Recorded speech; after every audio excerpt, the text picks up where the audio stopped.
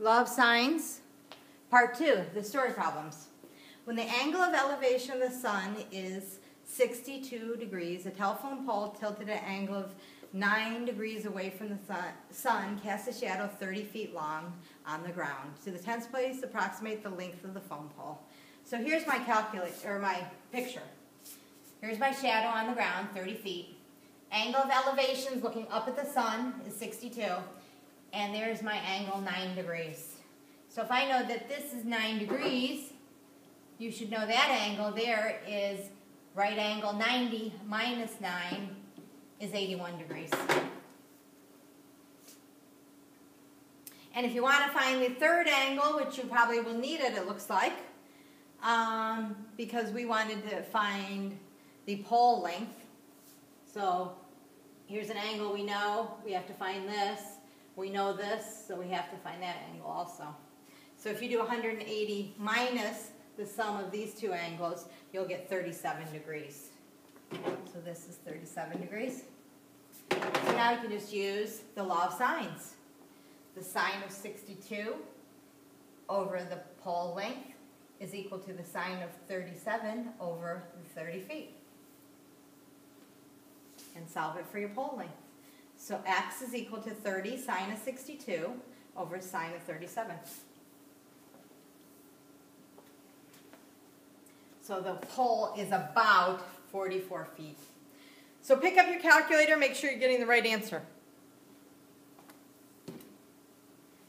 Find the distance between 2 points A and B that are on opposite sides of a river. A surveyor measures the distance on the same side of the river as point A, and that distance is 240 feet.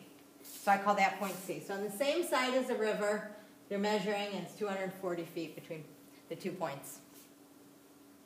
Then he measures angles from your line AB, so from here to C, so that angle at 62. And then he measures the angle from CB, so here's CB to A. So CB to the A is 55 degrees. To the 10th place, approximate the distance from A to B. So here's the distance they want, this distance from A to B. So what is that distance?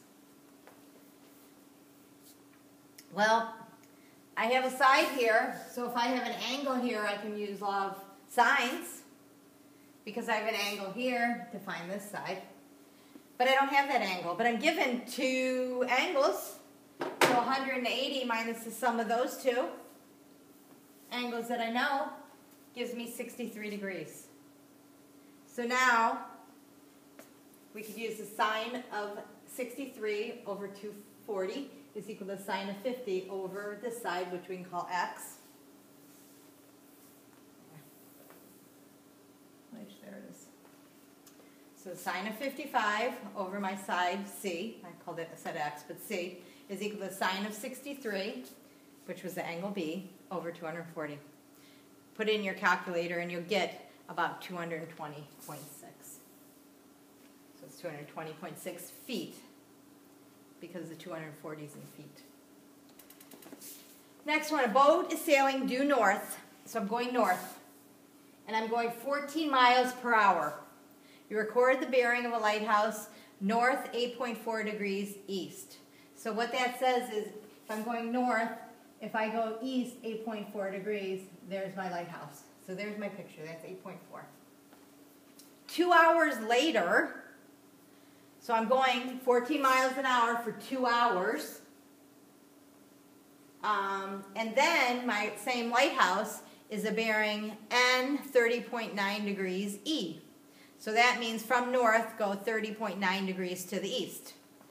So from north, go 30.9, and there's that angle right there. So along here, if I'm going 14 miles an hour for 2 hours, you should know this distance, which is 28. You knew this is 30.9, so the other angle is 180 minus 30.9.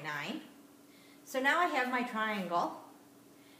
And so I want to know how far the ship is the second time from the lighthouse.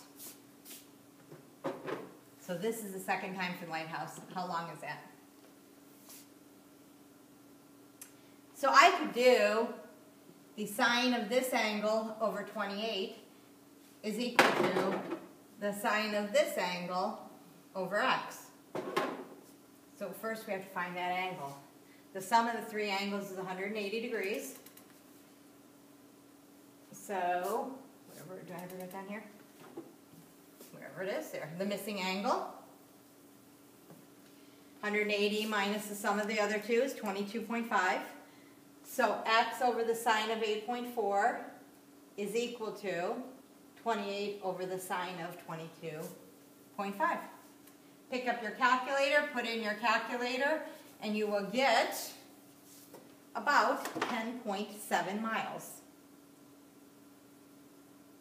Part 2 of this problem, if this boat continues up at that same bearing, going north, follow the same course, same speed, how close to the lighthouse will it approach? Well, the closest it'll be is when this is perpendicular, when it's a right triangle. Okay? So when this is a right triangle, it'll be the closest. You already told me how long this side was. You told me that it's 10.7 miles. This was 10.7. So then I could just use some right triangle trig.